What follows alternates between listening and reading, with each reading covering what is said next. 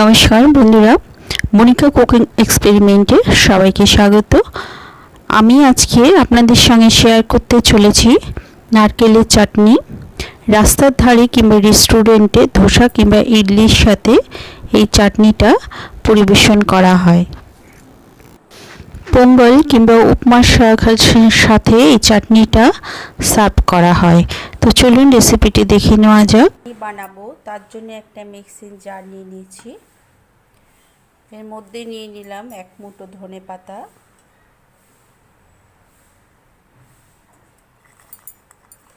কুচানো নারকেল,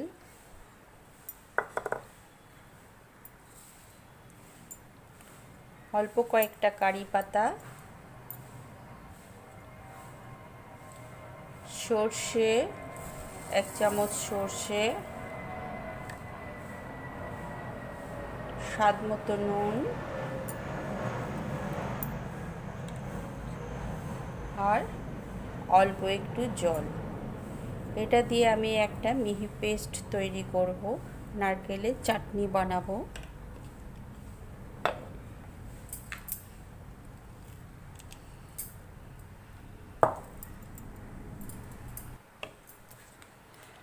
আর পেস্টের মধ্যে দিয়ে দেব একটু বাদামটা স্বাদটাকে খুব সুন্দর বাড়িয়ে দেবে।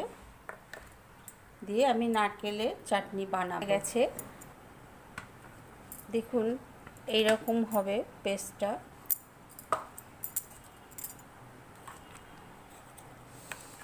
এরকম হবে, সুন্দর একটা গন্ধ বেরিয়েছে। এবার আমি এটাকে একটা পাত্রে ঢালবো।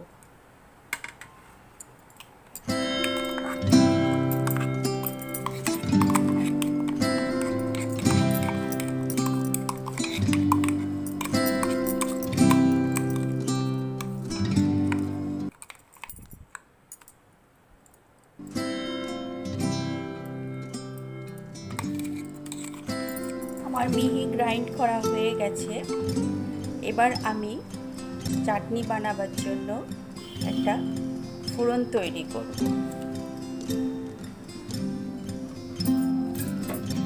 ফোড়ন রেডি করব, তার জন্য আমি 1 চামচ সর্ষের তেল দিয়ে দিলাম।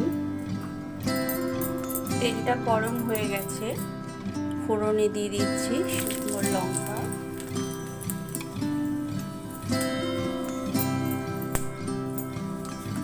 সর্ষে দিয়ে দিচ্ছি 1/2 চামচ, আর দিয়ে দিচ্ছি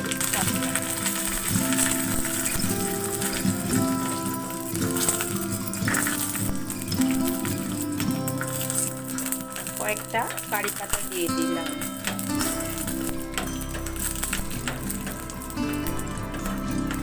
আমার এখানে 10-12টা কারি পাতা আছে। ফোড়নটা গরম হয়ে গেলেই সঙ্গে সঙ্গে গ্যাসটা বন্ধ করে দিয়েছি, তাহলে পুড়ে যাবে। সঙ্গে সঙ্গে কিন্তু গরম হয়ে গেলে এবং সুন্দর গন্ধটা বেরোলে বন্ধ করে দিতে হবে। এবার ফোড়নটা এর মধ্যে দিয়ে দেব, ফোড়নটা এর মধ্যে ঢেলে দেব।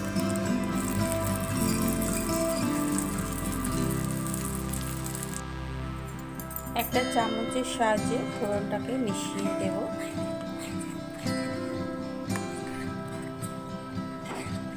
কারি পাতার একটা সুন্দর গন্ধ বেরিয়েছে।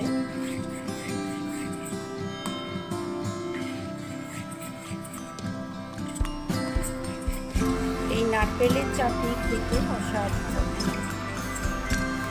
তাহলে দেরি না করে বানিয়ে ফেলুন ঝটপট এই রেসিপিটা। আর কেমন লাগলো কমেন্টস করবেন, লাইক দেবেন, শেয়ার করবেন, আর পাশে থাকা বেল আইকনটা প্রেস করে দেবেন। তাহলে আমি নতুন কোনো রেসিপি দিলে সবার আগে আপনার কাছে পৌঁছবে। আর সাবস্ক্রাইব করার অনুরোধ রইল। সুস্থ থাকবেন, ভালো থাকবেন। আবার একটা নতুন রেসিপি নিয়ে হাজির হব।